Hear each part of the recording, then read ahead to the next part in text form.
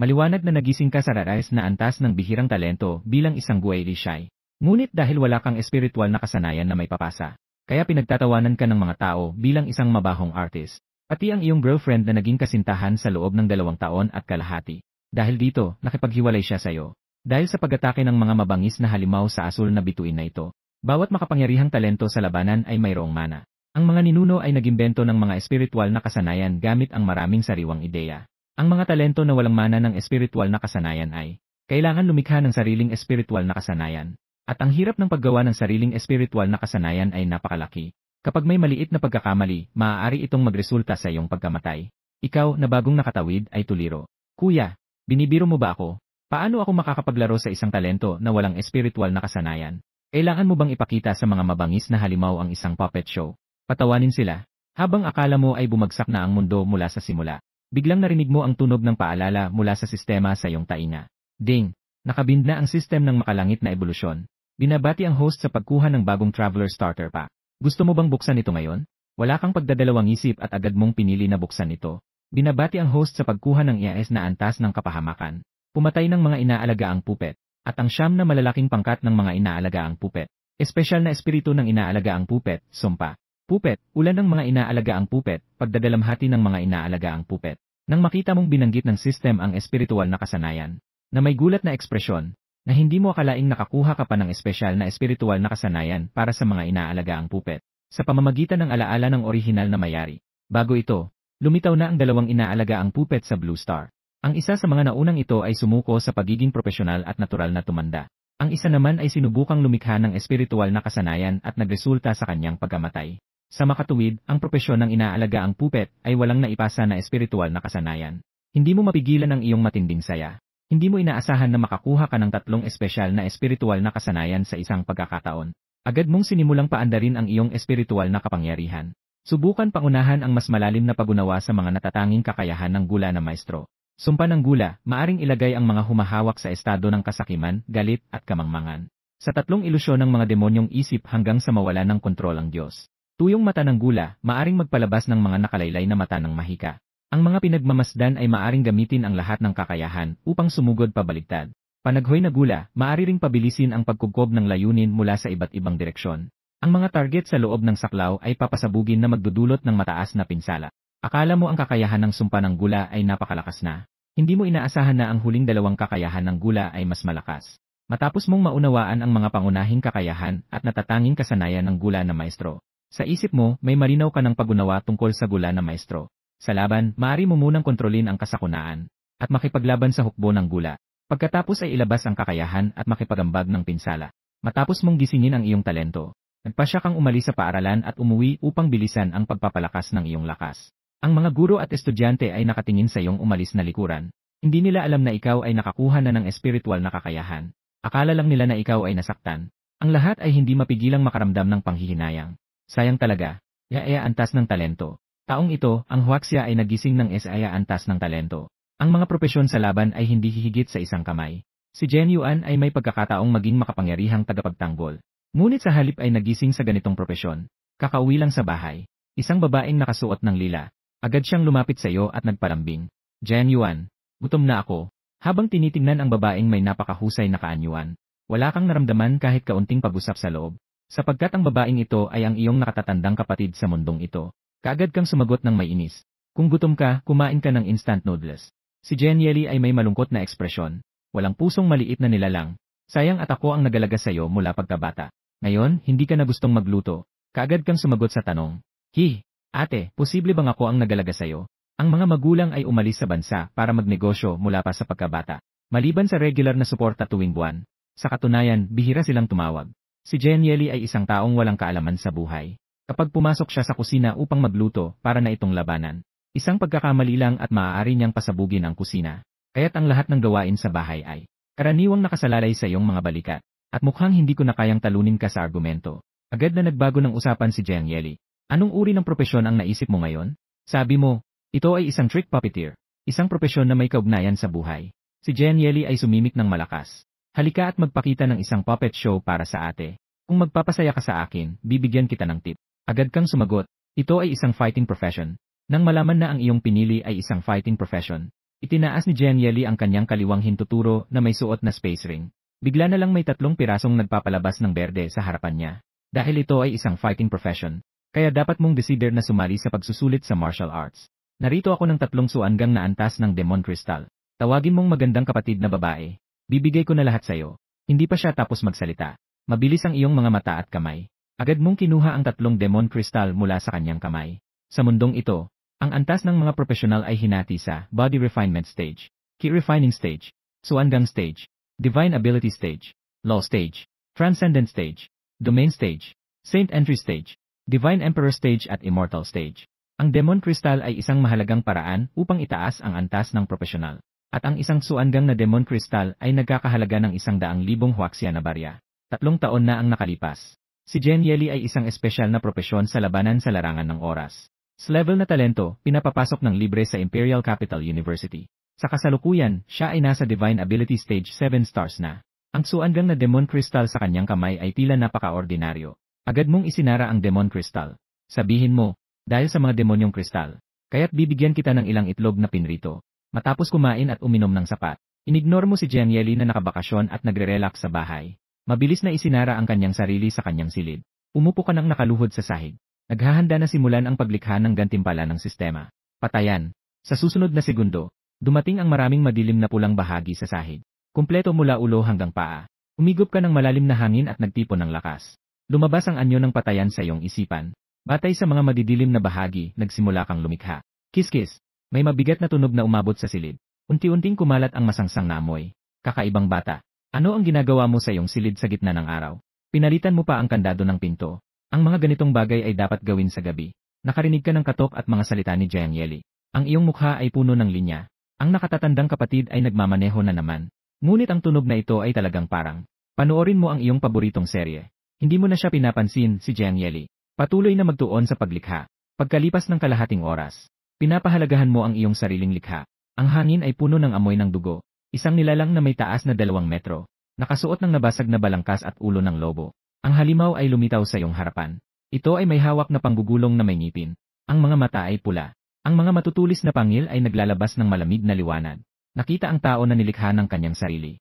Sa likod ng likas na instinct, si Tu ay lumuhod sa isang tuhod. Kung ang pagtataksil ay hangin, ako ay bundok. Kung ang chismis ay alon, ako ay pampang. Ang puso na ito ay tanging nagdadala ng bigat ng isang Panginoon. Si Tu ay bumabati sa Panginoon. Agad mong sinimulang tingnan ang mga kakayahan ni Tu. Batas ng dugo, Bloodhouse, sis level na nakakatakot na puppet, antas body tempering realm isang bituin, spirit skill, lasa ng dugo ang bagyo, ulap dugo ng paglilito, baluti ng dugo. Kaluluwa ng sinaunang general ng mabangis na tribu na sumira ng mga lungsod, muling binuhay ng sakuna, uhaw sa pagpatay, walang katapusang pagpatay, ay nagbigay ng di inaasahang antas ng mga ilusyon, na talagang katulad ng antas ng mga profesional. At ang nilikhang ilusyon ay talagang, mayroon ding sariling espiritual na kakayahan. Ang lasa ng espiritual na sanga ay maaari ring mapalakas sa pamamagitan ng pag-atake ng mga halimaw, mga demonyo, at mga tao upang mapabuti ang iyong sariling lakas. Nakatingin sa natatanging kakayahang ito, labis ang iyong pananabik sa loob, kaya hindi ba't mahuhuli mo ang mga halimaw na makapagpapalakas din sa iyong kakayahan. Mas madali ito kumpara sa mahigpit na pagsasanay. 7 araw mula ngayon ay may pagsusulit sa martial arts. Nais mong mabilis na pahusayin ang iyong lakas. Kapag nakapasa ka sa prestihiyosong universidad, makakatanggap ka ng mas maraming mapagkukunan para sa pagsasanay. Sa paggawa ng pagpatay, muling nilingon mo ang 9 na kilalang grupo ng mga kakaibang sundalo. Ang bawat grupo ay may kani-kanilang kakayahan. Ngunit kailangan bumili ng mga materyales para sa paggawa. Mabuti na lamang na hindi masyadong mahal ang mga materyales. Ang paggawa ng isang kakaibang sundalo ay nangangailangan ng humigit kumulang sa libu-libong yuan. Pagkatapos, balak mong lumabas upang bumili ng mga materyales para sa paggawa ng kakaibang sundalo. Nang dumating ka sa salas, si Geniely ay bumiti ng masama at nagsabi, "Tapos na. Alam ko na ikaw ay bata at malakas ngayon. Pero kailangan pa ring magpigil. Sobrang dami ay masama sa katawan. At saka doon ka lang nakapag-isip. Punong-puno ng pagkaawa ang iyong mukha. Ano, tapos na? Wala akong ginawa. Sige na." Pagkatapos sabihin ito, lumabas ka upang bumili ng mga materyales para gumawa ng mga kakaibang laruan. Sa mga susunod na araw, sa araw, nadyensayo ka gamit ang kristal ng mga nilalang. Sa gabi, gumagawa ka ng mga kakaibang sundalo. Sa isang iglap, lumipas ang 6 na araw. Sa loob ng silid, tinitignan mo ang kristal ng mga nilalang na kalahating nasipsip na, nagpakita ng isang ngiti ng kayabangan. Talagang nakakatakot ang kakayahan sa pagsipsip ng IAS na antas ng talento. Sa loob ng 6 na araw, nakalampas ka na sa 7 antas ng mundo. Ngayon, umabot ka na sa 8 bituin ng antas ng katawan. Sa dapit-hapon, habang tinitingnan kang lumalagpas ng isang o higit pang mga antas sa isang araw, si Jenny ay nakakaramdam ng hindi ka panipaniwala. Ang bilis ng kanyang paglipas sa antas ng katawan ay hindi kasing bilis nito dati. Masasabi lang na ang niyais na antas ng talento ay talagang kahanga-hanga. Bukas na ang pagsusulit sa martial arts. Sigurado ka ba? Tanong ni Jenny. Ikaw ay tahimik na nagsalita. Hindi naman marami. Mga 10% lang siguro. Sige, magmalaki ka. Mag-ingat sa pagsusulit sa martial arts. Una, hindi naniwala si Jenny, ngunit pagkatapos ay naniwala siya. Kinabukasan, pumunta ka sa palaruan ng paaralan. Napuno na ng mga estudyanteng naghahanda para sa pagsusulit sa martial arts ang paligid. Karamihan ay may grade na talento o mas mataas na mga propesyon sa labanan o suporta. Masyadong malayo. Agad mong nakita si Lin Shuing, ang pambansang ganda ng paaralan, na iniwan na ang kanyang sarili. Siya ay may grade na talento sa labanan sa espasyo. Nakatayo sa unahan ng pila. Siya rin ang pinakapaborito ng paaralan na estudyante. Sa tabi niya ay nakatayo si Qin Shusheng, na nagising sa A-grade na apoy na katangian. Propesyon na may talento sa labanan si Qin Shusheng. Siya rin ang pinakapaborito ni Lin Shuing. Tahimik, kasabay ng isang matinis at malakas na tunog na umalingaw-ngaw. Lumitaw si Principal Zhang Zhenghong sa entablado sa palaruan. Sinusuri ang buong paligid. Mas marami ang mga estudyanteng lumahok sa pagsusulit ng armas ngayong taon kaysa sa aking inaasahan. Ako'y labis na natutuwa. Pero ang pagsusulit ng armas ay iba sa pagsusulit ng akademiko. Ang lumahok sa pagsusulit ng armas ay may panganib sa buhay. Habang ipinaliwanag ko ang mga nilalaman ng pagsusulit ng armas, may pagkakataon pa kayong umatras. Nang marinig ang tungkol sa panganib sa buhay, ang ilang mga estudyante sa paligid ay nagsimula ng magatubiling umatras. Pero ikaw ay hindi pa rin nagbagong anyo. Alam na ang maging isang malakas na tao ay hindi ganoon kadali. Dahil nandito na kayo, dapat kayong lumakad sa daan na para sa inyo. Nagsimula si Zhang Zhenghong na basahin ang mga patakaran ng pagsusulit ng armas ngayong taon. Ang lugar ng pagsusulit ng armas ngayong taon ay sa lungsod ng Tai'an. Isang lungsod na nawasak ng mga mabangis na halimaw. Sa kalaunan ay isinuko muli ng militar. Ngayon ang lungsod ng Tai'an ay puno pa rin ng panganib. Nakatago ang iba't ibang uri ng mga mabangis na halimaw. Kailangan niyong mabuhay sa lungsod ng Tai'an sa loob ng 7 araw. Bawat isa ay makakatanggap ng sapat na pagkain. Walang dapat ipagalala tungkol dito. Ang focus ay nasa mga kagamitan para sa proteksyon. Kinuha ni Zhang Zhenghong ang isang piraso ng asul na isinusuot sa pulso. Nakatagpo ng di matatalo, nakagigimbal na halimaw. Pindutin ang nakabukol na buton sa pulso upang buksan ang hadlang. Upang mapigilan ang atake ng halimaw. Nang sabay-sabay, nangangahulugan din ito ng pag-abandona sa kwalifikasyon sa pagsusulit sa martial arts. Tinitignan mo ang asul na pulsera sa iyong kamay. Na tila kakaiba. May nakasulat na numerong 71 sa itaas. Wala kang magawa at sinabing. Talagang isang espesyal na numero. Nangangahulugan din ito na ikaw ay pupunta sa pagsubok sa silid 71. Sa mga sandaling ito, huli nang ipaalala ni Zhang Zhenghong. Maraming daan, ngunit ang buhay ang pangunahing prioridad. Umaasa ako na lahat ay makakakuha ng magandang resulta. At siya ay tumangging magbigay ng senyales sa taong nasa tabi. Ang opisyal na gitnang edad na lalaki ay nagbukas ng pagsubok. Isang malaking kamay ang inalagaan ng gitnang edad na lalaki. Sa isang iglap, daan-daang liwanag ang pumailan lang. Opisyal na binuksan ang portal patungo sa lungsod ng Tai'an. Sa isang iglap, ang mundo ay tila umiikot. Nang muli mong buksan ang iyong mga mata, natagpuan mong nakatayo ka sa gilid ng isang nawasak na lungsod. Matinding amoy ng dugo at baho ng pagkabulok ang kumalat sa hangin, na nagdudulot ng pagnanais na takpan ang ilong at sumuka. Mukhang narito ang syudad ng Tai'an na nagkakalat. Ang dating tanyag na pupasyalan ngayon ay naging guho dahil sa mga halimaw.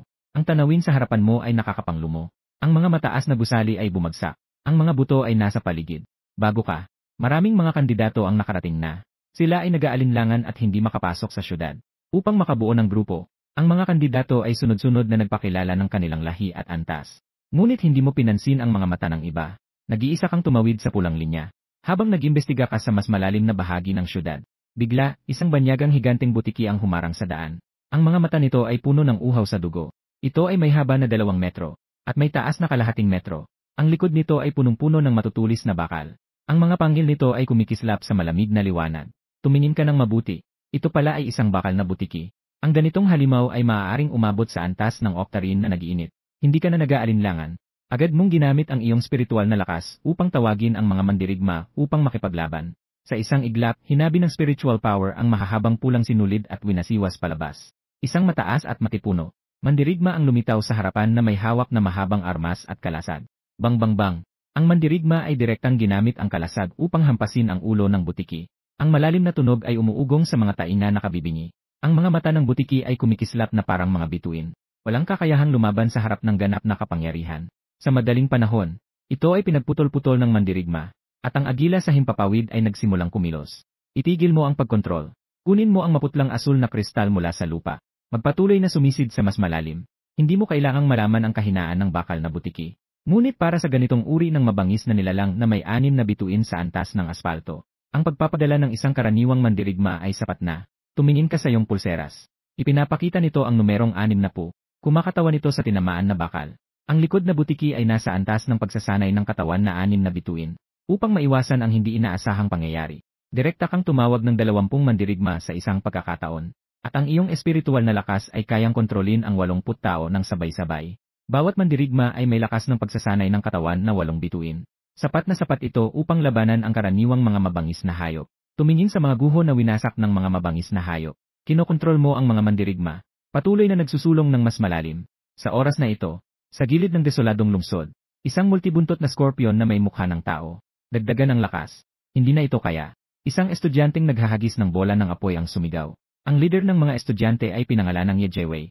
Antas ng pagsasanay ng katawan na 5 bituin. Ang kanyang kuponan ay may kabuuang 7 tao.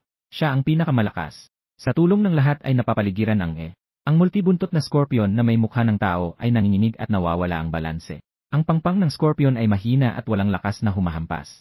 Kung sakaling makuha ito, makakakuha tayo ng 80 puntos. Tama, di ba? Tanong ng isang babae sa grupo. Mayroon itong 8 buntot. Dapat ay nasa antas na 8 bituin ng pagsasa.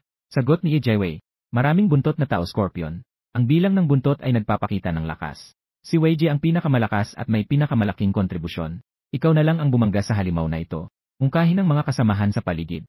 Naantig si Yejewei sa narinig na ito. Unti-unting naging magaan ang atmosfera. Madali nilang nailigtas ang mga atake ng maraming buntot na tao scorpion. Maghanda ng ubusin ito. Gayunpaman, isang bigla ang tunog ng paglipad ang pumukaw. Kasabay ng ilang sigaw ng sakit. Biglang tinaga ng maraming buntot na tao scorpion ang likod ng 2 kasamahan.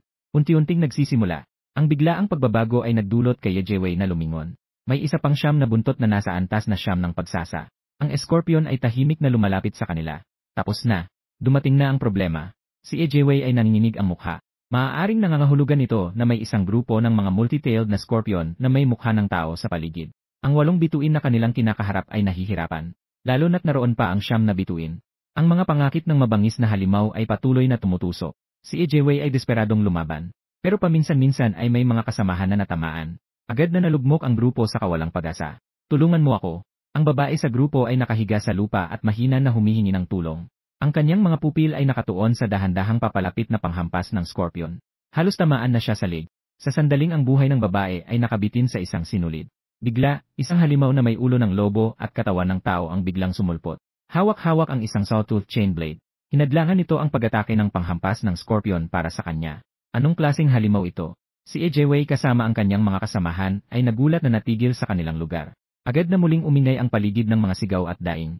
Maraming mga halimaw na nakasuot ng madilim na pulang armadura ang lumabas. Iwasi ang mahaba. Kaagad na natapos ang 8 bituing maraming buntot na alakdan. Kumindat ka ng kaunti. Itutok ang tingin sa 9 na bituing maraming buntot na alakdan. Bahagyang umangat ang Tatsulok. Patayin. Ipakita mo ang iyong lakas. Si Yejewei ay nagigting. Nakapagitna at hindi makagalaw. Ang mga halimaw na ito, kaaway ba o kaibigan? Weiji, ang mga ito ba ay mga halimaw na tinawag mula sa dilim? Isang kasamahan ang nagtanong na may pag-aalinlangan. Hindi mukhang ganoon. Yumeling si Yejewei. Ang mga madilim na halimaw ay karaniwang mga sundalong bungo. At ang grupong ito ng mga halimaw sa harap ay kakaiba ang lakas at anyo na lampas sa mga sundalong bungo. Wah! Ang lakas naman! Ang kasamahan ay di nakapagpigil sa pagkamangha. Sa iyong pagkontrol. Sa level na ilusyon, patay ng direkta. Patay ng direkta. Salubungin ang maraming buntot na alakdan. Ang dugo'y nagtipon-tipon, naging baluti at dumikit sa katawan nito. Para huwag pansinin ang dagok ng buntot at pincers ng alakdan. Sa susunod na segundo, ang maraming buntot na scorpion ay agad na natapos nito. Ang lahat ay hindi makapaniwala sa tanawin sa kanilang harapan. Si Tu ay abala sa paghatak ng maraming buntot na scorpion. Ganap na naipaliwanag kung ano ang tinatawag na estetika ng karahasan. Weiji, ang halimaw na ito, baka pati tayo ay resolbahin din. Sinabi ng kasama sa tabi na natatakot. Nang marinig ang mga alalahanin ng kasama, si Yejewei ay walang magawa kundi ang mapilitan ng umiti. Sa ating lakas, wala tayong magagawa kundi ang umabot ng maayos. Ang halimaw na may ulo ng lobo at ang mga sundalo ay may kapangyarihan ng 8 stars sa body refinement realm. Kumpara sa kanila, ito ay talagang isang sitwasyong pangmamalupit. Walang pagkakataon na makapalad. Matapos alisin ang maraming buntot na scorpion, ang iyong lakas ay muling umabot sa body refinement realm 9 star. Malinaw na naramdaman ang malaking pagtaas ng lakas. Sa pamamagitan ng panlasa ng espiritual na kakayahan nito, maaari mong direktang patumbahin ang mga halimaw upang mapataas ang lakas. Ang pakiramdam na ito ay talagang nakakabighani. Ang 9-star monster crystal sa body refinement realm. Ang dalawang multi-tailed na tao scorpion ay malamig na. Si Liuxing ng koponan ni Ejaiwei ay tumingin sa 8-star at 9-star na demonic crystal. Hindi nakatiis na dilaan ito. Ito ay halos 20,000 halaga. At ang demonic crystal ay mabilis na nakakabawi ng espiritual na lakas. Nang siya ay nagabot upang kumuha ng demonic crystal, ang mga mandirigma ay agad na gumamit ng mahahabang. Si Liuxing, huwag gumawa ng kalokohan. Malakas na nagbigay alam si Ejaiwei. Dahan-dahan kang lumapit. Si Tu ay magalang na lumuhod sa isang tuhod. Inalay ang mga napanalunan gamit ang parehong mga kamay. Ipinagkaloob ang dalawang mahalagang demonic crystal. Nang makita ni Ejaiwei na lumalapit ka, nakumpirma na ikaw ang nagligtas sa kanila. Agad siyang nagsalita. Salamat sa kaibigang ito sa tulong. Tumango ka. Agad mong kinontrol si Tu at ang mga mandirigma upang umalis. Nagpatuloy na pumasok sa kailaliman ng mga guho. Sa loob ng abandonadong gusali, nakahanap ka ng malamig na lugar upang magpahinga. Matapos mapatay ang dalawang beast sa body refining stage. Sa kasalukuyan, ang iyong sariling puntos ay umabot na sa 540 puntos. Malapit na ito sa linya ng pagtanggap ng universidad. At kalahating araw pa lang ang lumipas mula sa pagsusulit sa martial arts. Matapos makararating sa lungsod ng Tai'an, habang ikaw ay humahawak ng mga mabangis na hayop, kasabay ng pagkolekta ng mga materyales para sa paggawa ng mga gyera ng Heavenly Punishment. Tinitingnan ang mga materyales. Sinimulan mong buuin ang Heavenly Punishment Corps. Ang tunog ng kuryente ay umuugong sa sirang gusali. Isang sundalo na may asul na baluti. Ang sundalong may hawak na mahahabang pangil ay malapit ng mabuo. Unti-unting bumababa ang dilim ng gabi. Ang lungsod ng Tai'an ay napakatahimik. Napakadelikado ng manghuli ng mabangis na hayop sa gabi. Karamihan sa mga mabangis na hayop ay may matalas na pandama. Pamilyar sa kapaligiran sa paligid. Maraming mga estudyante ang hindi naglakas loob na kumilos sa gabi. Sa panahong ito, sa labas ng gusali, tinukso ni Liuxing, maganda ang swerte natin ngayon. Lahat ay nakakuha ng 150 puntos. Maswerteng sinabi ni Ejaiwei, kung hindi siya kumilos ng mabilis kaninang hapon. Baka nasa kamay na tayo ng Scorpion noon. Siya ay mainat na nasa labas ng gusali. Nagmasid siya sa abandonadong gusali na matagal nang walang galaw ng mga halimaw. Nagpasya siyang pumasok sa gusali at magpalipas ng gabi. Walang nangyari sa unang palapag. Walang problema sa ikalawang palapag. Mainat na sinuri ni Ejaiwei ang mga palapag. Upang matiyak na walang hadlang, ang abandonadong gusali ay may 7 palapag. Ngayon, 3 palapag na lang ang natira. Ang ulap ay bumabalot sa buwan. Ang gabi ay malalim. Si Ejaiwei ay hindi naglakas loob na magliyab ng apoy. Baka magdala ito ng mga halimaw. Ang 3 palapag ay ligtas na. Pinaalalahanan niya ang kanyang mga kasama na laging handa sa labanan. Kasabay ng mga tunog ng mga yapak. Itinulak niya ang saradong pinto sa dulo ng pasilyo. Nang bumukas, siya ay nagulat. Ang nilalang na may ulo ng lobo ay malamig na nakatingin sa kanila. Sa loob ng silid ay may ilang dosenang mandirigma. At ang asul na unit ng mga mandirigma na kakasama mo lang buuin. Binuksan mo ang iyong mga mata. Ang mahika ng mga sundalo ay may mahahabang sibat na kumikislap na handa na umatake. Si Ejaiwei ay natakot ng labis at bumagsak sa lupa. Napagtanto mong ang iyong antas ay mula sa 8 ay umabot sa 9. Lahat ng halimaw ay nasa antas ng 9 sa katawan. Ang mga halimaw na may hawak na sibat ay mas mapanganib kumpara sa mga yon. Ang mga nakasuot ng madilim na pulang baluti ay mas delikado. Kaya nilang maglabas ng mga espiritual na kasanayan. Pati na rin ang mga espesyal na kasanayan ng mga profesional na may kinalaman sa kidlat. Kidlat, tumingin ka sa paligid. Napagtanto mong ang pumasok ay mga estudyante at hindi mga halimaw. Kaya't inutusan mong itigil ng mga sundalong parusa ang pagsasanib ng kidlat. Si Ejaiwei ay nahihiya at humaplo sa kanyang ilong. Hindi ko akalain na makikita kita muli. Tumingin sa punong-puno ng mga sundalong ilusyon. Isang damdamin ng pagnanasa ang lumipas sa kanyang mga mata. Lahat sila ay nasa antas ng 9 sa katawan. Ang isang ito ay kayang durugin ang 7 tao. Pasensya na sa abala. Umalis na kami. Si Ejaiwei ay may kakayahang makuha ang sitwasyon at nagsalita. Napansin mong ayaw mong makipag-usap sa kanila ng labis. Naghahanda na umalis sa abandonadong gusali. Ang mga kasamahan ay nahihiya at huminto. Pagkatapos ng lahat, nahirapan silang makahanap ng ligtas na lugar. Sa gabi, may panganib na masalanta ng mabangis na halimaw kapag nagtagal sa labas. Dumaan ka sa kabilang silid. Tumubon ka ng maikli. Basta't hindi mo maaabala ang sarili mong pahinga. Kakaunting dangal ay handa pa ring ibigay. Sila'y nakahina ng maluwag. Dahan-dahang nagpunta sa kabilang silid. Nandyan ka. Sa gabing ito, makakapagpahinga sila ng maayos. Pumasok ang liwanag ng buwan sa bintana. Tinitignan mo ang bagong tapos na hukbo ng katuwang ng langit. Hindi katulad ng hukbo ng mga mamamatay na may mahahabang kalasad. Ang hukbo ng katuwang ng langit ay may hawak na spiral na mahaba. Ang anyo nito ay nakakatakot. May 4 na mata sa kanyang tiyan. Ang buong katawan ay pinalilibutan ng amoy ng kidlat. Ang mga sundalo ng katuwang ng langit ay kayang magsagawa ng kidlat na pagputol. Mayroon din silang iba't ibang kakayahan sa larangan ng kidlat. Naging lakas na iyong kinagagalakan. Apoy at kidlat, ang pag-ibig ay nasa propesyon ng labanan. Kilalang may pinakamalakas na kakayahang pumatay. Bukas, mag-focus sa panghuhuli ng mabangis na halimaw. Puno ka ng tiwala, kasama ang 100 sundalo ng mamamatay at 20 sundalo ng katuwang ng langit. Dagdag pa ang sakuna ng pagpatay. Kahit na makatagpo ng mga halimaw sa antas ng ki, hindi natatakot. Pagkatapos, kumuha ka muli ng isang Minestar Monster Crystal mula sa iyong bag. Pumasok sa estado ng pagsasanay. Hindi nag-aaksaya ng kahit isang segundo. Ang pagsusulit sa martial arts ay parang entablado na dinadagsan ng lahat. Lahat ng China ay laging nakatuon dito. Sa social media, nag-uusap ang lahat ng mainit na paksa. Naipahayag ang anak ng pinuno ng Thunder Alliance, si Chu Wush, nagising sa 4 na uri ng mga propesyon sa laban. Kilalang kidlat, internet na hangin. Ang huling uri ay nananatiling misteryo.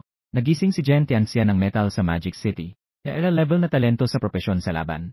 Ang unang 20 trending ay lahat tungkol sa pagsusulit sa martial arts. Si Chu Wush at Jen Tianxia ay naging focus. Ang dalawa, isa ay anak ng pinuno ng Thunder Alliance. Isa ay ang nag-iisang anak ng isang tanyag na pamilya sa Magic City. Ang dahilan ng kanilang popularidad ay hindi lamang dahil sa kanilang tanyag na pagkatao, kundi pati na rin sa kanilang mga nagising na propesyon at talento. Kinabukasan ng umaga, sa itaas ng gusali ng pamahalaan ng lungsod ng Tianhua, sa silid ng pulong, ang hangin ay puno ng mabigat na pakiramdam. Si Zhu Wenbin ay nakaupo sa upuan at nakikipag-chat sa kanyang mga katrabaho. Bakit ang lahat ay mayroong malungkot na mukha? Alam ko na ngayon ay ikalawang araw ng pagsusulit sa martial arts. Ang mga guro ng 3 taon sa lungsod ng Tianhua ay nagtipon-tipon sa silid-aralan. Nais nilang makita ang mga marka ng kanilang mga estudyante. Ngunit ang naguguluhan kay Zhu Wenbin ay, ang mga pinuno tulad ng punong guro at pangalawang punong guro, umupo sa unahan, isa-isa silang bumubulong ng mga buntong hininga. Di ba't hindi pa nailalabas ang mga marka? Sa mga sandaling iyon, nang bumukas ang pintuan ng silid pulong, isang taong mga 50 taon na may mga uban, ang isang gitnang taong may uban ay pumasok. Agad na tumayo ang mga tao sa silid pulong. Siya ang alkalde ng lungsod ng Tianhua na si Yun Gongzuo. Sa likuran ni alkalde yun ay ang mga prinsipal ng 3 mataas na paaralan sa lungsod. Ang kanilang mga mukha ay puno ng kabigatan, punong-puno ng pag-aalala. Nakarinig sila ng isang mahina at magaspang na tinig, mga guro. May isang di magandang balita. Maaaring ito na ang huli ng Tianhua City sa taon na ito. Isang pagkakataon na lumahok sa pagsusuri ng martial arts sa pangalan. Nang masabi ito, naguluhan ang lahat. Hindi pa lubos na nauunawaan ng lahat ang kanyang ibig sabihin. Sa nakaraang 2 taon, hindi maganda ang resulta ng Tianhua City's martial arts exam. Nagpasya ang lalawigan na kanselahin ang Tianhua City. Hahatiin ang 3 distrito sa pamamahala ng 3 karatig na lungsod. Ang balitang ito ay parang kidlat sa maaraw na araw. Ang mga guro ng klase ay nagulat sa narinig. Maaaring mawala na ang Tianhua City. Ang mga pahayag ng alkalde at mga prinsipal ay nagkaroon na ng sagot. Napakahalaga ng resulta ng martial arts exam. Kahit na mas mahalaga pa kaysa sa iye. Sa nakaraang 2 taon, talagang hindi kasiyasya ang mga resulta ng Tianhua City. Sinabi ni Yun Weihua na may 3 high school na mananatili sa lungsod. Ngunit malinaw ang katotohanan pagkatapos silang isama sa ibang lungsod. Tiyak na mababawasan ang kanilang mga mapagkukunan sa pagtuturo. Sa katunayan, bawat lungsod ay may kanya-kanyang pangunahing high school. Walang sinuman ang maghahayaan ng mapagkukunan. Pahalagahan ang huli na pagkakataon sa martial arts exam na ito. Sa pangalan ng Tianhua City. Nang masabi ito, ang screen sa likuran ay nagniningning ng liwanag. Unang pangalawang, Li Jingxu. 2,000 puntos, Tianhua City, Tianhua High School. Ikalawang pangalawang, Jiang Wangchuan. 1,400 puntos, Tianhua City, Xinghui High School. Ikatlong pangalawang, Lin Shuing. 1,200 puntos, Tianhua City, Yunhai High School. Unti-unting ibinubunyag ang mga resulta. Sa wakas ay ngumiti ang punong guro ng Tianhua High School na si Luo Jingrui. Si Li Jingxu ay isang estudyanteng pangunahing sinanay. Magaganda ang mga marka sa iba't ibang asignatura. Lalo na, nagising ang kanyang kakayahan sa oras bilang isang maraming labanan na propesyon. Ay naantas ng talento. Ang kanyang ranggo ay matatag na nasa unang pwesto. Malaking karangalan ito para sa paaralan at sa kanya. Kung makakapag-aral si Li Jingxu sa pinakamagagaling na universidad, may pagkakataon pa bang manatili ang Tianhua City? Tanong ni Luo Jingrui ng may pag-asa. Kahit na mahirap, ngunit kung may iwan, magsusubli ang mga yaman sa edukasyon ng Tianhua High School sa susunod na taon. Pangako ni Yun Weihua. Kung aalisin ang Tianhua City, mawawalan ng saysay ang kanyang pagiging alkalde. Kaya lahat ay umaasa na ang Tianhua City ay manatili. Si Luo Jingrui ay natuwang narinig ito. Ngunit si Zhang Zhenghong, ang punong guro ng Xinghui High School, ay bahagyang nagbago ng mukha.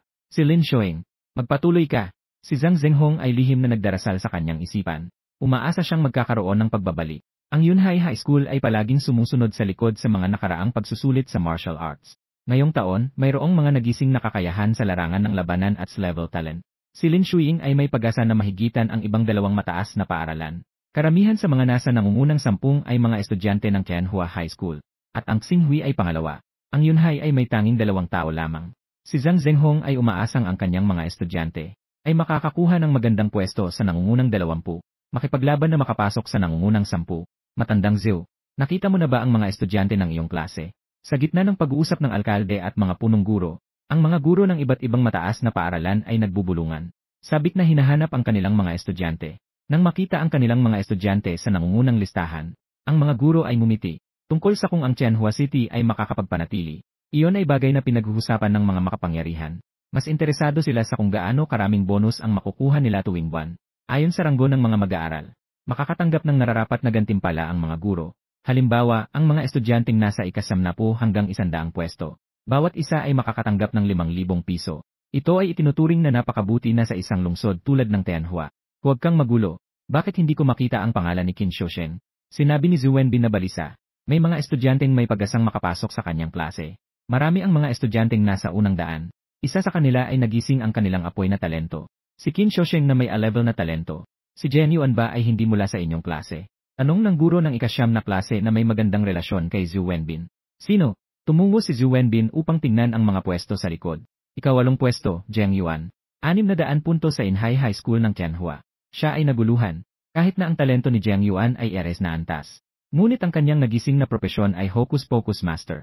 Ang propesyon na ito ay nasa buong Blue Star. Hanggang ngayon, 2 tao lamang ang nagising. Wala talagang tugma na espiritual na kasanayan. At ang mga estudyante sa labanan ay maaaring matuto ng libre. Matutong angkop sa kanilang sariling katangian na espiritual na kasanayan. Kaya, ang pagsusulit na ito sa pakikipaglaban ay para sa mga kandidato. Bigyan ng oras upang matuto ng espiritual na kasanayan at magensayo. Kaya, paano siya talaga nakikipaglaban? Si Zhu Wenbin ay nakatuon sa ika-88 ranggo na si Zheng Yuan. Nag-aakala kung paano siya nakakuha ng ganitong kakaibang propesyon upang umabot sa ganitong mataas na marka. At kung ano ang paraan na ginagamit niya upang manghuli ng mga mabangis na halimaw. Ang sinag ng umagang araw ay bumabagsak sa lupa. Lahat ng bagay ay puno ng buhay. Sa loob ng inabandunang pabrika ng kemikal sa labas ng lungsod ng Tai'an, ang bakal na leon na may 9 na bituin sa antas ng pagunlad ay masayang pinapakinabangan ang kanyang agahan. Isang nangipin na baboy na may 4 na bituin sa antas ng pagunlad. Ang mahina ay kinakain ng malakas. Ito ay naangkop din sa pagitan ng mga mabangis na halimaw. Habang sinisibang at halos bunutin ng Iron Lion Beast ang puso't baga ng toothbore, biglang naamoy ang isang bagay. Naglabas ng nakakabinging sigaw ng leon. Naamoy nito ang presensya ng tao. Kumpara sa kapwa nito, nilalamon ang tao. Hindi lang masarap ang lasa, kundi nakakapagpalakas din ito ng kanyang lakas. Ang espiritual na lakas ay humahabi ng mga pulang linya sa hangin na lumilipad sa buong langit, sa harap ng nagumapaw na ungol ng bakal na kuweba. Ikaw ang nagkontrol sa mga mandirigma upang magsimula ng matinding atake. Itinaas ng mga mandirigma ang kanilang mga kalasad. 20 sundalong pambansang parusa ang itinutok ang kanilang mga panggulong sa bakal na leon. Zing, zing! Ang bughaw na liwanag na nabuo ng Thundercut ay sumiklab bago pa man makatakbo papalapit ang Iron Lion Beast. Pasabugin ito ng pirapiraso. Napakahina. Ikaw ay umiling. Ang ganitong mabangis na halimaw ay hindi na iyong kalaban. Kinuha mo ang demonyong kristal sa lupa. Patuloy kang nag-explore palabas. Sa gitna ng pagpatay, nakakamit mo ang lasa ng pagbubuwal ng mga espiritu. Patuloy na pinapalakas ang iyong lakas. Ito ay isang siklo, at ito rin ang iyong walang pagod na layunin. Naging isang walang damdaming gilingan ng mga mabangis na halimaw. Matapos ang isang umagang pagsusumikap, ang iyong marka ay tumaas mula sa 3 numero patungo sa 1,100. Naabot mo ang isang bagong taas. Nawasak na. Sa loob ng pamahalaan ng lungsod ng Tianhua, hindi napigilan ni Zhu Wenbin ang humanga. Kaagad itong nakaagaw ng pansin ng lahat sa silid ng pulong. Kinuskus niya ang kanyang ulo. Nakararamdam siya ng kaunting kahihiyan. Kumpara sa iba pang mga guro na nagkukwentuhan at nagtatawanan, siya ay tila walang gana dahil sa kakaunting estudyanteng nasa top 100. Mukhang medyo walang kwenta. Gayunpaman, ang hindi niya inaasahan ay, ang pumasok sa top 100 ay hindi ang palaging inaasahan niyang si Qin Shousheng, kundi ikaw. Ang guro na ito ay tumutukoy kay Zheng Yuan na nasa 2 pwesto, hindi ba? Ang alkalde na si Yun Weihua ay nakatutok sa malaking screen. Sa patuloy na nagbabagong ranggo, ang iyong pangalan ay lalong madalas na lumalabas sa kanyang paningin. Mula sa 600 na puntos ay mabilis na tumaas patungo sa 1,100. Sa listahang ito na nasa top 100, ang mga marka ng ibang mga kandidato ay dahan-dahang tumataas. Tanging ang iyong marka lamang ang parang umakyat na parang rocket. Sa loob ng wala pang 2 oras, mula sa ika-88 na pwesto, umakyat sa ika-35 na pwesto. Nang marinig ang mga salita ng alkalde, si Zhu Wenbin ay napilitan lamang na tumango bilang pagtanggap. Ika-35 na pwesto. Magandang resulta na yon, sinabi ni Yun Weihua ng may paghanga. Ngunit ang kanyang mga mata ay higit na nakatuon sa mga nangungunang 10 estudyante. Dahil sila ang pag-asa para sa patuloy na pagunlad ng Tianhua City. Lalo na ang nagtatampok na si Lihim na Yelo na may malaking lamang sa puntos. Kung siya ay makakapasok sa mga nangungunang universidad na may mahusay na marka, maaaring baguhin ng mga leader ng lalawigan ang kanilang desisyon. Zheng Yuan, nakita ang iyong pangalan sa screen. Si Zhang Zhenghong, ang punong guro ng Yunhai High School, ay nakasimangot. Sa pagtitig kay Zhu Wenbin, parehong ipinakita nila ang pagkalito at pagkabigla, kahit na hindi siya maraming sinabi. Ngunit ang kanyang paningin ay paminsang tumingin sa iyong pangalan sa malaking screen.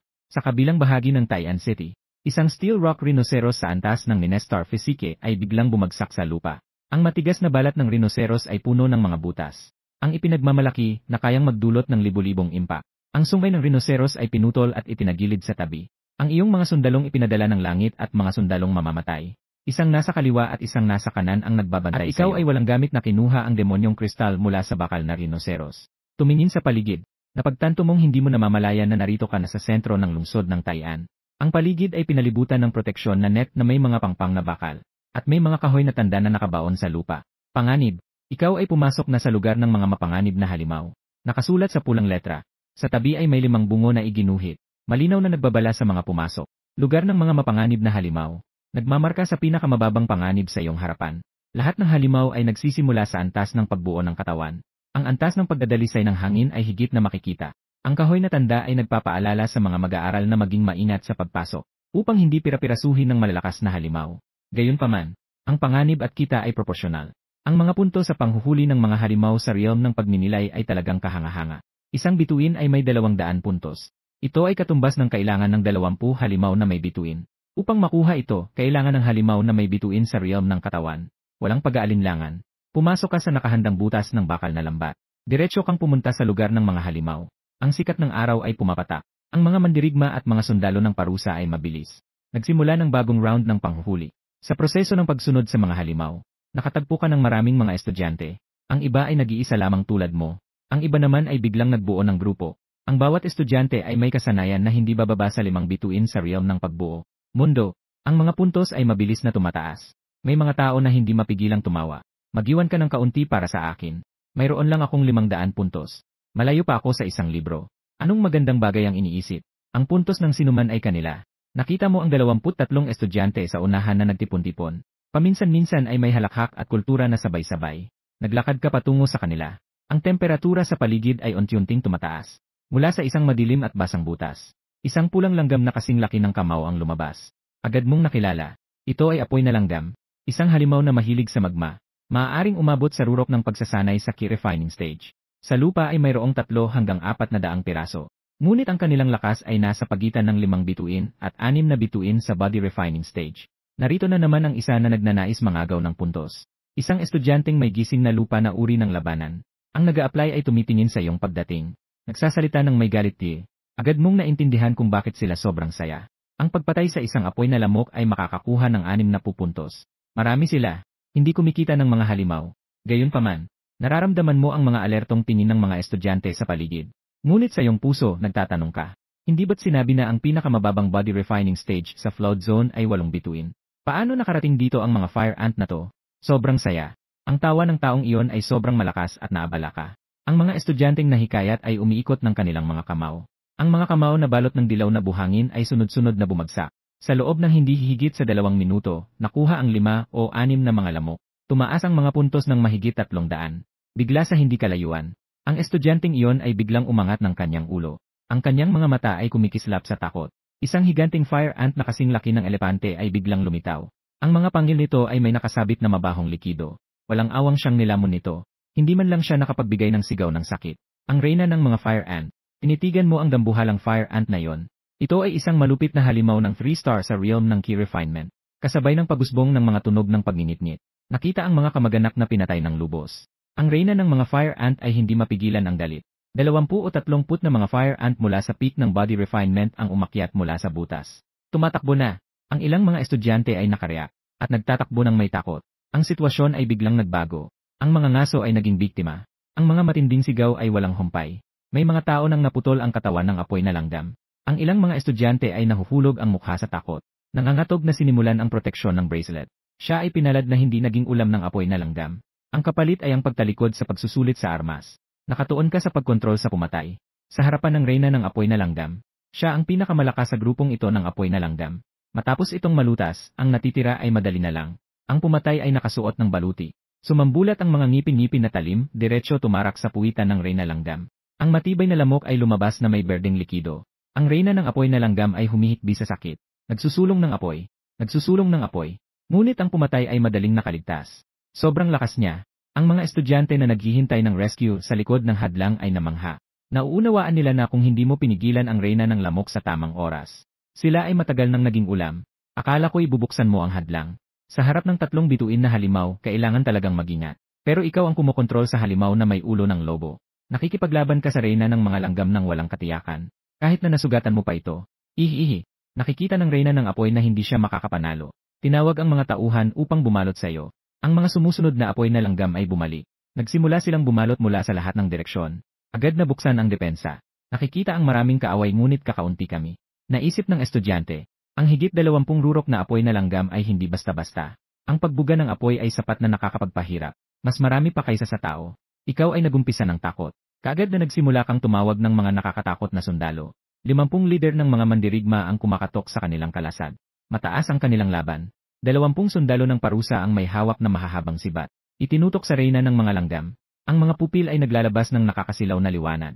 Tingnan kung sino ang mas marami. Ikaw ay nagbigay ng tiyak na pahayag. Sandali lamang. Napapalibutan ng mga nakakatakot na sundalo. Ano itong halimaw? Sa loob ng hadlang. Nakatitig ng mabuti ang mga estudyante.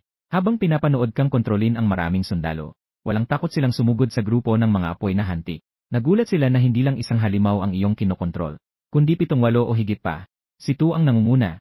Ang talim ng chainsaw ay naglabas ng nakabibinging tunog.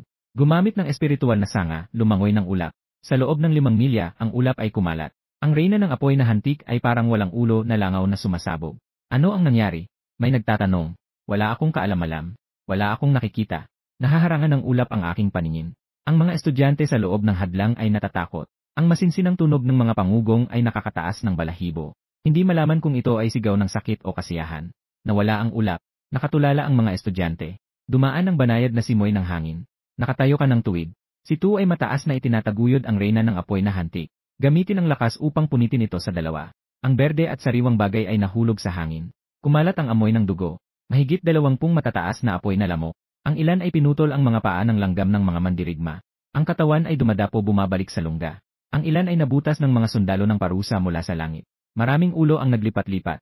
Nagsimulang matahimik ang lugar. Kahit sino sa mga mag-aaral na nakatakas, ay ang mag-aaral na walang magawa kundi buksan ang hadlang. Nagtinginan sila sa isa't isa. Nahihirapang maniwala. Lahat ay nakabukas. May nagtanong ng mahina. Ang pinakamataas na antas ng pag-aalaga sa katawan ay talagang pininsala ang 2 bituin na halimaw ng Erki. Sobrang labis naman. Ang galing. Akala ko ay susuko na siya sa pagsusulit sa armas. Buksan ang hadlang. Sa resulta, talaga namang lahat ay nakabukas. Ang mga mag-aaral ay matamang nakatingin sa'yo. Hindi nang hihinayang ang mga mata. Yung dugong umaagos sa sahig, parang may kung anong nilalang na hinihigop ito paslow. Nagtagumpay kang makalusot sa antas ng Erki. Sa di nagtagal, isang sasakyang panggera ang humuhuni papalapit. Bumukas ang pintuan ng sasakyan. Lumabas ang 4 na ganap na armado ng mga tagapagbantay. Sila ay ipinalabas ng opisyal. Tumutok sa pagbibigay proteksyon sa mga estudyanteng nagpasya na iwanan ang pagsusuri ng armas. Lahat ng tagapagbantay ay mga profesional sa ksuangang na antas. Kayang harapin ng madali ang lahat ng mabangis na hayop sa loob ng lungsod. Mukhang may mga problema silang kinahaharap. Isang tagapagbantay na nakasuot ng salamin sa araw ay tumingin sa paligid. Ngunit hindi niya nakita ang anino ng mga mabangis na hayop. Antas ng paglikha ng gas. Tinitigan ka ng pinuno ng patrol na si Hu Ziqiang. Tumingin ulit sa mga labi ng mga apoy na lamok sa lupa. May mga estudyanteng umabot na sa antas ng paglikha ng gas. Ang tagapagbantay na may salamin sa araw ay nagulat at nagkomento. Sila ang responsable sa 30 milyang lugar. Hanggang ngayon, ang pinakamalakas na estudyanteng kanilang nakatagpo ay nasa antas ng pagsasala ng katawan na 8 ang bituin. At ikaw ay lumampas mula sa antas ng pagsasala ng katawan at naging profesional sa antas ng paglikha ng gas. Kahanga-hanga. Sa iyong sariling lakas, nalupig ang Ant Queen sa antas ng paglikha ng gas na may 2 bituin. Nasolusyonan na rin ang napakaraming sunog na mandirigma. Itinaas ng mga tagapagpatrolya ang kanilang mga hinlalaki sa iyo. Isa-isang inalis ang mga hadlang ng mga nag-aaral. Inabot ang tinapay at tapos na ang inyong pagsubok sa armas. Mamaya, dadalhin kayo sa portal ng lungsod. Nang marinig ito, nakatagilid ang mga kamao ng mga nag-aaral. Ipinapakita ang pagkabigo o kalungkutan.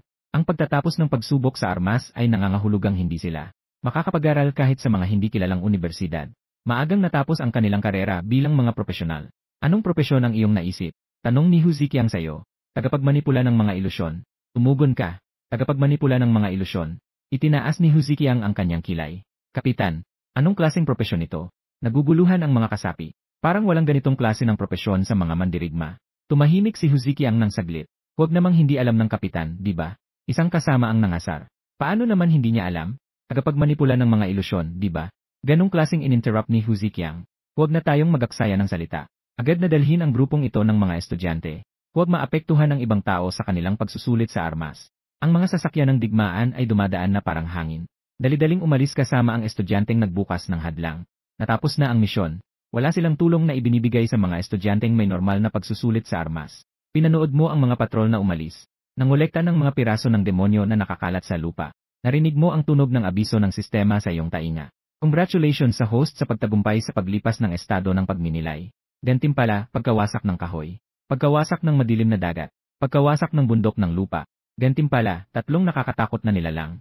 Hindi mo mapigilan ang iyong kasabikan. Ang lakas ng pagpatay ay kapansin-pansin. Ang pagdiyos sa laban sa mga mabangis na halimaw ay tabumpay. Kung kaya mong pamahalaan ang 4 na raes na antas ng nilalang, kahit ang reyna ng apoy na langgam ay hindi magiging problema. Ngunit ang sorpresa ay hindi pa tapos. Kakakuha lang ng 3 nakakatakot na nilalang. Muling umingay ang tunog ng abiso ng sistema. Congratulations sa host sa pag-activate. Antas ay na nakatagong misyon, laban sa laban. Sa loob ng 48 oras, manghuli ng 20 mabangis na hayop sa antas ng refining key. Ang imbakan ng espiritual na lakas ay tumaas ng 50 beses. 50 beses. Para kang tinamaan ng kidlat. Ang espiritual na lakas ay kulang. Napakalaki ng bilang ng mga huwad na sundalo. Napakalakas ng kontrol. Gayunpaman, kung magagawa mong tapusin ang misyong ito, sa hinaharap walang hadlang sa paggawa ng mas maraming huwad na sundalo. Una, ayusin ang 3 huwad na sundalo ng sakuna bago tayo mag-usap. Ang iyong isipan ay maliwanag. May 4 na huwad na sundalo ng sakuna. Huwag nang sabihin ang 20 mga halimaw sa muling pagsasaliksik. Walang problema kahit na dumoble pa. Sa silid-pulong sa tuktok ng pamahalaan ng lungsod ng Tianhua, isang malakas na boses ang umabot, 3,000 puntos na. Ang buong lugar ay nanginginig. Ang nagsasalita ay si Gu Zijian, ang bisiulo ng Tianhua High School. Napakalaking gulat. Ang 3,000 puntos ni Li Jingsu ay hindi naman kakaiba. Tahimik na tumugon ang punong guro na si Luo Jingrui. Punong guro, hindi ito si Li Jingsu. Si Jian Yuan ng Tianhai High School. Itinuro ni Gu Zijian ang ranggo. Nagdulot ng pagkamangha sa lahat. Sino si Jian Yuan? Umiting si Luo Jingrui. Mukhang hindi siya nakalista sa nangungunang 10. Unang pwesto, Li Jingsu. 3,500 puntos, Tianhua High School sa Tianhua City. Ikalawang pwesto, Jian Yuan. 3,000 puntos, Yunhai High School sa Tianhua City. Ikatlong pwesto, Jian Yodao. 2,200 puntos, Xinghui High School sa Tianhua City. Ikapat na pwesto, Lin Shuing. 1,800 puntos, Yunhai High School sa Tianhua City. Saan ba siya nanggaling? Sa loob ng silid ng kumperensya. Nagtititigan ang punong guro, bise-punong guro, at guro ng klase. Tinutukan ng alkalde na si Yun Weihua ang ranggo. Dumaan sa isip niya ang pamilyar na pangalan ni Jian Yuan. Orihinal na nakalista sa ika-35 na pwesto. Biglang tumaas ang puntos. Ngunit ito'y isang bagay na nangyari lang sa isang iglap. Bilang alkalde, mas pinahahalagahan niya ang mga estudyanteng nasa nangungunang 10. Si Jian Yuan na ito ay may higit sa 1,000 puntos sa simula. Sa loob lamang ng 30 segundo, umabot ito sa 3,000. Ipinaliwanag ni Gu Zijian ang kanyang pagkabigla. Ang mga puntos ng iba pang mga estudyante ay dahan-dahang tumataas tulad ng isang suso. Ngunit sa isang iglap, umangat si Jian Yuan ng 2,000. Tunay na nakakabigla. Ginoong Zhang, ikaw ba ay isang estudyante mula sa inyong paralan? Si Yun Weihua ay nakatutok sa iyo. Si Jian Yuan at Li Jingsu ay nangunguna sa mga estudyante ng Tianhua City. Binitawan niya ang ikatlong pwesto na si Jiang Wangchuan ng walang kaabala-abala, 800 puntos. Hindi masama. Siya ay estudyante ng aming paralan. Si Zhang Zhenghong ay naguluhan. Nawalan din siya ng boses sa isang sandali. Anong propesyon ang naabot ng estudyanteng ito? Ano ang kanyang kakayahan?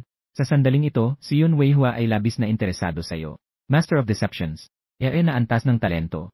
Ibinulgar ni Zhang Zhenghong ang lihim. Bago pa man siya matapos magsalita, ang pagkabigla ay pumuno sa buong silid ng pagpupulong. Mula nang itinatag ang Xinhua, wala pang lae na antas ng profesional sa Tianhua City. Ano man ang uri ng trabaho, maging laban, suporta o pangaraw-araw. Bang! Biglang pumalakpak si Yun Weihua. Bakit hindi mo ako sinabihan agad tungkol sa ganitong mataas na talento? Ito ay isang kritikal na sandali. Ang Tianhua City ay labis na nangangailangan ng mga estudyante na magpakitang gilas sa martial arts exam. May isang pating na pangangailangan sa mga mata ni Yun Weihua. Sandali lang. Kaibigan ng mga nakakatawang pagkakataon. Maliwanag na na-stalk si Yun Weihua. Ito ay isang propesyon na hindi pa narinig. Hindi mapigilan ni Luo Jingrui ang pagigting ng kanyang pangil. Agad na naintindihan ang mapait na ngiti ni Zhang Zhenghong. Ang kaibigan ng mga nakakatawang pagkakataon ay bihira at mahirap ikategorya. Sa buong Blue Star, 3 tao lamang. Kasama ka, sakto na ang bilang na ito. Natapos na si Zhang Zhenghong sa kanyang paliwanag. Pinisil Leon Weihua ang kanyang noo. Mukhang may konting sakit ng ulo.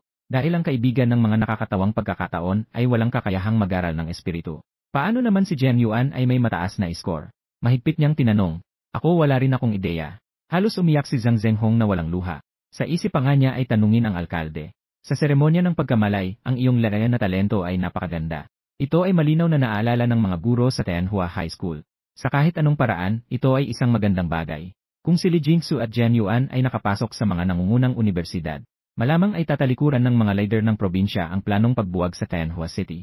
Ang sinabi ni Yun Weihua ay nagbigay sigla sa mga tao sa paligid.